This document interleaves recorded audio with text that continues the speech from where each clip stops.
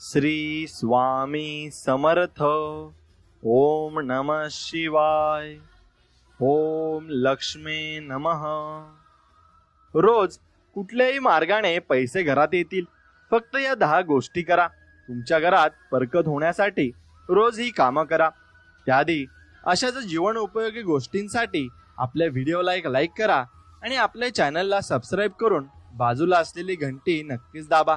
याने तुम्हाला आपले व्हिडिओ सर्वात अगोदर मिळतील। अनेक वेळा अनेक प्रयत्न करूनही घरात समृद्धी येत नाही, कष्ट करूनही यश मिळत नाही आणि संपत्ती वाढत नाही। ज्योतिषशास्त्रानुसार अनेक वेळा घरात नकारात्मक शक्तीचा वास आणि देव आणि पूर्वज यांचा आशीर्वाद नसल्यामुळे शारीरिक, मानसिक, आर्थिक आणि कौटुंबिक समस्यांना सामोरे जावे लागते। काम पूर्ण होत नाहीत। अशा वेळी मानसिक ताणतणाव निर्माण होतो आणि अशा परिस्थितीत आपण इच्छित असल्यास उपायांचा अवलंब करू शकतो। वास्तुशास्त्रानुसार या उपायांचा अवलंब केल्याने व्यक्तीच्या घरात सकारात्मक ऊर्जेचा प्रभाव वाढतो। यांनी सुख, समृद्धी आणि ऐश्वर्य प्राप्त होते। देवांचा आशीर्वाद मिळवण्यासाठी रोज कोणत्या 10 गोष्टी केल्या पाहिजेत हे जाणून घेऊयात। कोणत्याही शुभ कार्यात कापुराचे विशेष महत्त्व असते। असे मानले जाते की घरामध्ये कापूर जाळल्याने वास्तु दोषासह नकारात्मक ऊर्जा दूर होते। त्यामुळे आठवड्यातून एकदा कापूर अवश्य जाळावा। असे केल्याने सकारात्मक ऊर्जा निर्माण होते।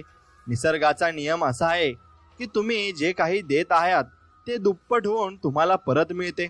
संपत्ती आणि अन्नाला धरून राहिल्यास ते निश्चितच तेवढेच राहील। परोपकारातील सर्वात मोठे काम म्हणजे दान आहे। त्यामुळे अन्नदान करा। अन्नदान केल्याने घरातील अन्नाचे भंडार भरून राहते। आणि संध्याकाळची पूजा करताना मोहरीच्या तेलाचा दिवा लावा आणि त्यात 2 लवंगा जरूर टाका।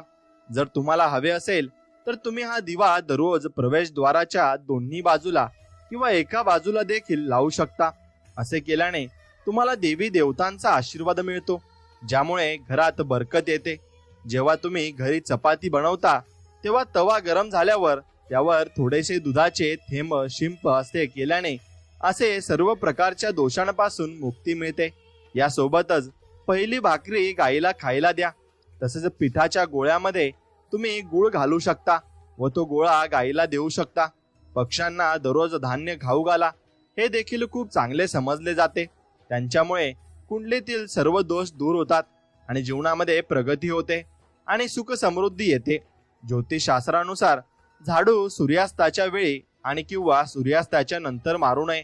असे मानले जाते की असे केल्याने देवी लक्ष्मी घरातून बाहेर पडते व तिथे अलक्ष्मी वास करते, बरकत होत नाही। जेवणाचे ताट नेहमीच टेबलावर अथवा आपल्या समोर असावे। खाण्याचे ताट कधीही एका हाताने धरू नका। असे केल्याने ते अन्न प्रेत योनीमध्ये जाते। जेवल्यानंतर ताटामध्ये हात धुवू नका। ताटात अन्न कधीही शिल्लक ठेवू नका। जेवल्यानंतर अन्न स्वयंपाक घरात ठेवावे। बेड आणि किंवा टेबलावर कधीही ठेवू नये। रात्रीच्या वेळी घरात खरकटी भांडी ठेवू नका। जेवणापूर्वी देवाची प्रार्थना अवश्य करा। जेवताना बोलू नका, रागावू नका। रात्रीचे जेवण कुटुंबियासह बसून करा। जेवताना विचित्र आवाज काढू नका। रात्रीच्या वेळी दही सेवन केल्यास लक्ष्मीचा अनादर होतो। ज्यांना समृद्धी हवी आहे त्यांनी रात्रीच्या जेवणामध्ये दही सेवन करू नये। अन्न नेहमी पूर्वेकडे आणि उत्तरेकडे तोंड करून घ्यावे। शक्य असल्यास स्वयंपाकात घरातच बसून अन्न खावे आणि त्यामुळे राहूला शांती मिळते। सकाळी चूळ भरल्याशिवाय पाणी किंवा चहा पिऊ नये। गाय, ब्राह्मण किंवा अग्नीला उष्ट हाताने किंवा पायाने स्पर्श करू नका। ब्रह्ममुहूर्त किंवा संध्याकाळच्या वेळी कधीही झाडू मारू नये। झाडू अशा ठिकाणी ठेवा जिथे कुठल्याही पाहुण्याला तो दिसणार नाही। बेडच्या खाली झाडू ठेवू नका। घर स्वच्छ आणि सुंदर ठेवा। घराचे 4ही कोपरे स्वच्छ असावेत। विशेषतः ईशान्य कोपरा नेहमी स्वच्छ ठेवावा। करिअर मधील स्थिरतेसाठी दक्षिण आणि पश्चिम दिशा रिकामी ठेवणे शुभ नाही, म्हणून दिशा रिकामी ठेवू नये। घरामध्ये काळा, जांभळा आणि व्हायलेट रंग वापरू नका। बेडशीट, पडदे, भिंतीचा रंग असला तरीही वापरू नका। घरातील पायऱ्या पूर्वेकडून पश्चिमेकडे, उत्तरेकडून दक्षिणेकडे असाव्यात। ईशान्य दिशेला कधीही जिना करू नका। घराच्या फरशीवर, छतावर, भिंतीवर तडे पडू देऊ नका. असे झाल्यास ते त्वरित भरून घ्या. घरात भेगा पडणे अशुभ मानले जाते. घरातील स्त्रीचा आदर करा. पाय दक्षिणेकडे करून झोपू नका. आणि तुमच्या शर्टाचा वरचा खिसा फाटला असेल तर दुरुस्त करा. कोणत्याही प्रकारचे मादक पेय पिऊ नका. सतत खोटे बोलू नका, त्यामुळे खूप वाईट घडते. दात स्वच्छ आणि चमकदार ठेवा. वारंवार झोपण्याची सवय बदला. आणि घरात सर्वत्र घाण पसरवू नका. केस वाढवून ठेवू नका. घरात पूजेची खोली नसेल तर वास्तुतज्ञांच्या सल्ल्याने पूजा कक्ष बांधून घ्यावा. कोणत्याही देवतेची एकापेक्षा जास्त मूर्ती ठेवू नका. चित्र ठेवू नका. पूजेच्या खोलीशिवाय घराच्या इतर कोणत्याही भागात देवदेवतांच्या मूर्ती किंवा ठेवू नका. कोणत्याही देवतेची 2 चित्रे अशा प्रकारे लावू नका की त्यांचे चेहरे समोर येतील. तिजोरीत पिवळ्या कपड्यात हळदीची गाठ बांधून ठेवा. काही कवड्या आणि चांदी, तांबे इत्यादींची नाणी ठेवा. थोडे तांदूळ पिवळे करून तिजोरीत ठेवा. तिजोरीत अत्तराची बाटली, चंदनाची किंवा अगरबत्तीचे पाकिट सुद्धा ठेवू शकता, जेणेकरून सुगंध दरवळत राहील. देवतांना अर्पण केलेली फुले आणि हार सुकल्यानंतर घरात ठेवू नका. संध्याकाळच्या वेळी नकारात्मक शक्तीचे वर्चस्व जास्त असते. या काळात खालील गोष्टी करू नये असे सांगितले जाते. संध्याकाळच्या वेळी झोपणे, अति खाणे, शिवीगाळ करणे, भांडण करणे, दारू पिणे, खोटे बोलणे, रागावणे आणि रात्रीच्या वेळी प्रवासाला निघणे, खोट्या शपथा घेणे, पैसे घेणे किंवा देणे, रडणे, दारात उभे राहणे या अशा गोष्टी संध्याकाळच्या वेळी केल्याने बरकत निघून जाते. दारू पिणे, अपमान करणे, अति उत्साही होऊन खाणे आणि ती कृती करणे अशा गोष्टी केल्यानंतर आपले पैसे हॉस्पिटल आणि आजारपणात खर्च होतात. पण जर अपार संपत्ती हवी असेल तर सर्वप्रथम हनुमानजींकडे तुमच्या पापाची क्षमा मागावी. दररोज हनुमान चालीसा वाचावी. 5 मंगळवार पानांवर पिठाचा दिवा लावावा.